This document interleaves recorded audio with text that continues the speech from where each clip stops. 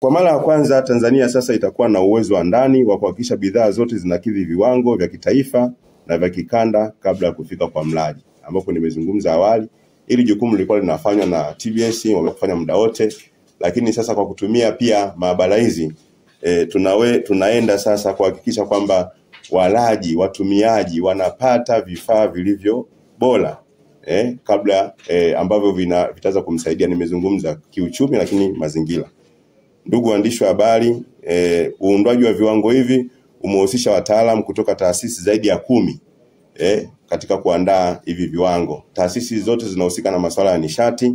Kwanza Wizara ya Nishati yenyewe, ambapo ndio tumekuwa tukiongoza katika swala hili, lakini shirika la viwango Tanzania yani TBS pia wamehusika katika kuandaa viwango hivi, lakini pia shirika la umeme Tanzania TANESCO, wakala wa nishati vijijini yani REA wamehusika katika kuandaa viwango hivi, lakini pia mamlaka ya udhibiti wa huduma za maji pamoja na nishati yani EWURA wamehusika, lakini tuna TILDO ambayo ni taasisi inayoshika na masuala ya utafiti katika masuala ya uendelezaji wa nishati nao wamehusika.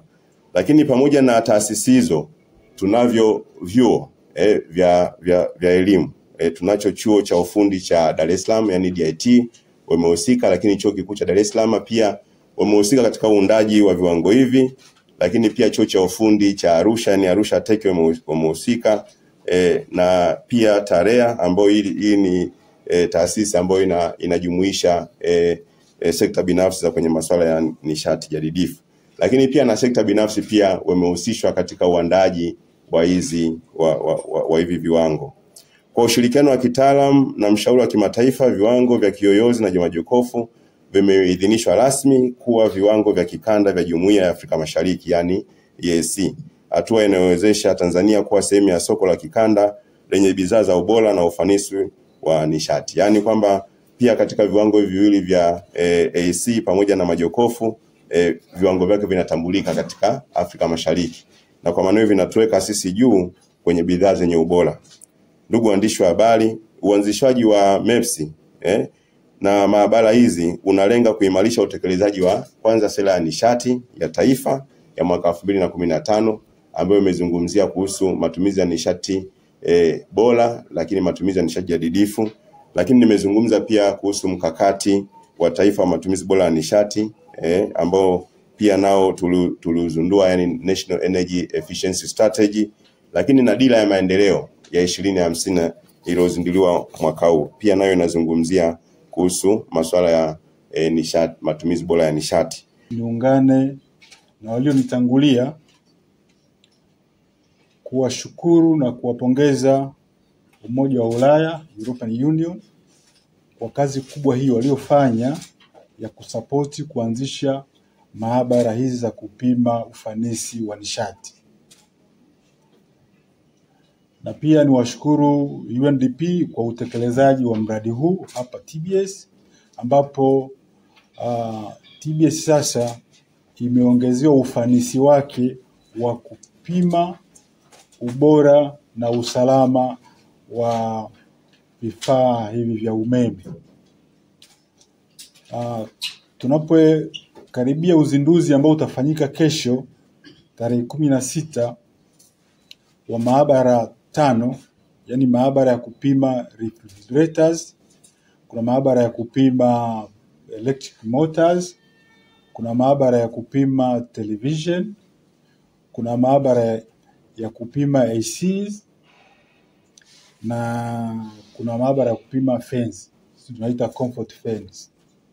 Maabara hizo ni za kisasa, zina vifaa vya kisasa, na sisi kama watendaji wa shirika la viwango Tanzania tumejipanga vizuri kuhakikisha kwamba tunatekeleza upimaji wa ufanisi wa hivyo vifaa, kwa ajili kwamba sasa wananchi wetu wanaponunua bidhaa hizo, iwe ni television, iwe ni refrigerators au jokofu, iwe ni electrical motor,